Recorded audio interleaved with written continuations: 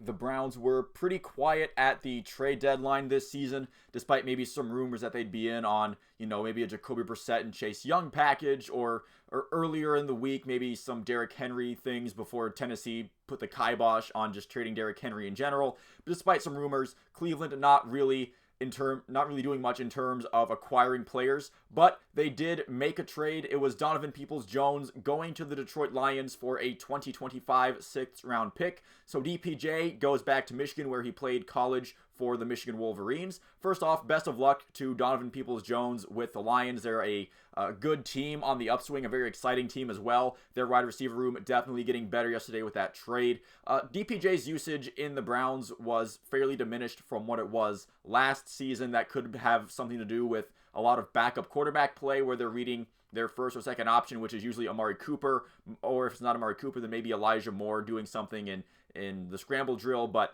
either way, Donovan Peoples-Jones not really utilized as much, and there was some anticipation even before the season started that they might just lose him in the offseason, as he might not be the Browns might not be able to give him the kind of raise he might want if he does have a breakout year, just because of the Browns dealing with salary cap things. So that's part of the reason why drafting Cedric Tillman could have been motivated by the idea that they might not have Donovan Peoples-Jones around past this season. So him getting traded isn't necessarily the craziest thing in the universe, but I do feel like with the return as minimal as it is, I do feel like it caught some people off guard, like, well, what's the point of losing a solid receiver for this low of a return, basically a bag of chips in the form of a 2025 sixth-round pick. I understand that you'd rather lose him for something than just keep him around for half a season than for nothing in the offseason. But I do feel like his play as a wide receiver has been fairly solid throughout his time in Cleveland. His punt return status notwithstanding, if you're the Lions, don't put him back there to return punts.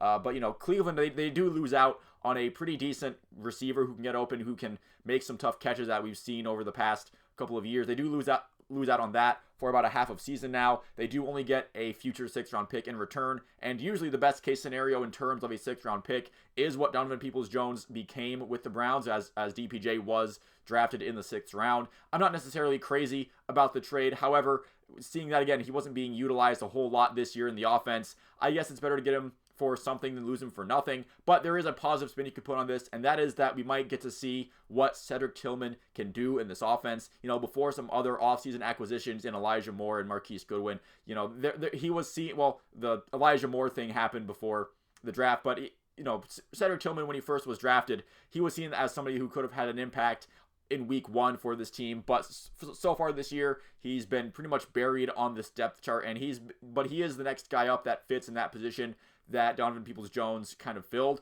with Marquise Goodwin and Elijah Moore both kind of being slot speedy guys that you put in the slot receiver and hope you can get the defense with some top end speed. Hopefully Donovan Peoples-Jones can find some success in Detroit. I mean, he was a really solid receiver for the Browns. I think Lions fans are definitely going to like him, especially ones that are Michigan fans. Even if you're a Sparty fan up there, then just the hometown kid coming back is always a good feeling to have for the pro team that already has a lot of good, exciting things going for it. But that's going to do it for this video. Just some quick thoughts on my opinions on the Donovan Peoples-Jones trade. Not a whole lot to say. Again, I do kind of wish he was still on the roster, but I understand from the Browns front office point of view why they would move on from him. This isn't something to run around with your head on fire and say like, oh, we have to fire Andrew Berry and everything's going wrong. Not necessarily. It's just kind of sad to see a lower round pick who's worked his way into the spot with the Browns. Sad to see him go away. Sad to wave goodbye to him. But best of luck to him on an exciting team. And I'm excited to see what Cedric Tillman now with his opportunity can do in this offense. But that's gonna do it for this video.